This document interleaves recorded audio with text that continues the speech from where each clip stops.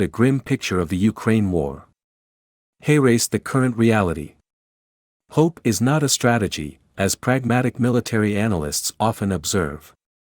But still, Ukraine's will to win, its determination to expel Russian invaders from its territory at whatever cost, might be the X factor in the decisive season of conflict ahead. Nearly 2 months have passed since U.S. intelligence analysts assessed that the war in Ukraine was locked in a grinding campaign of attrition and was likely heading toward a stalemate, according to one of the scores of documents allegedly leaked by Airman First Class Jack Teixeira. So, what's the order of battle, on the eve of Ukraine's planned spring counteroffensive to break the impasse and drive back the Russians? Rather than depend on older assessments from the leaked documents, I spoke Thursday with several senior U.S. officials who follow the war closely. This account is based on their comments. Little has changed to alter the basic picture, officials told me. The good news for Ukraine is that Russia's planned winter offensive has failed to take much ground. The Russians have lost thousands of soldiers in an attempt to seize Bakhmut and control the surrounding Donbass region.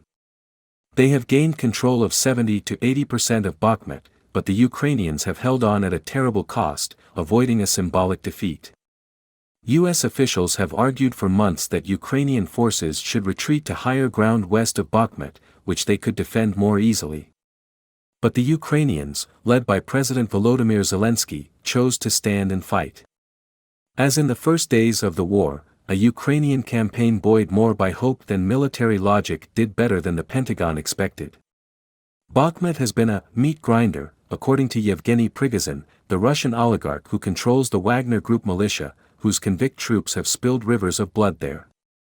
Prigozhin wrote in a Telegram post on Friday, "Bakhmut is extremely beneficial for us, as we grind the Ukrainian army there and restrain their movement.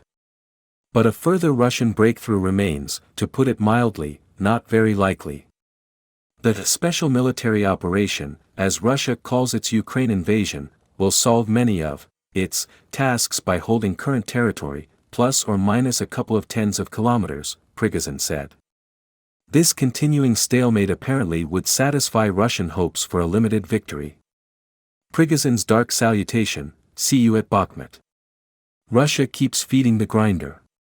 They resupply their lines around Bakhmut as fast as they lose people, one U.S. official said. But he cautioned that some members of President Vladimir Putin's inner circle know that this protracted campaign is folly and that resistance to Putin inside Russia is slowly growing. Many of those who supported the special operation yesterday are now in doubt or categorically against what is happening, Prigozhin noted.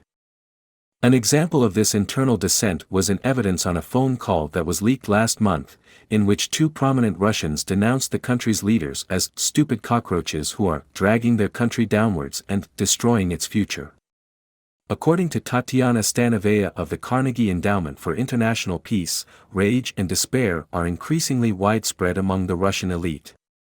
A startling sign of this ferment was the defection in October of Gleb Karakulov, a member of Putin's Kremlin Palace Guard known as the Federal Protective Service, or FSO. "Our president has become a war criminal. It is time to end this war and stop being silent," Karakulov said after fleeing to Turkey from Kazakhstan, where he had accompanied Putin on a trip.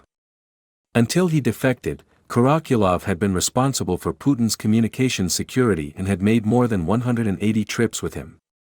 What's the Ukrainian combat goal? To break out of the Donbass stalemate, Zelensky has been planning a counteroffensive that would use new tanks and other mobile vehicles, protected by air defense equipment and backed by recently recruited and trained troops. The aim is a fast-moving combined arms campaign that would punch through heavily fortified Russian lines in the east and south. U.S. officials recognize the obstacles that Ukraine faces in this ambitious plan. Officials still concur with a February assessment that enduring Ukrainian deficiencies in training and munition supplies probably will strain progress and exacerbate casualties during the offensive, and that the most likely outcome remains only modest territorial gains.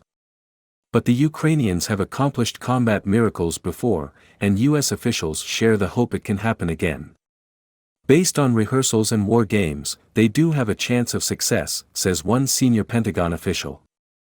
As Ukraine steps toward the moment of decision, the United States must be certain it has given them all the tools they need to succeed. President Biden doesn't want to start World War III, but he will look back with regret if the United States and its allies leave any weapons or ammunition on the sidelines that could responsibly be used in this conflict. Whatever Biden might wish later he had done if things go badly, he should do now.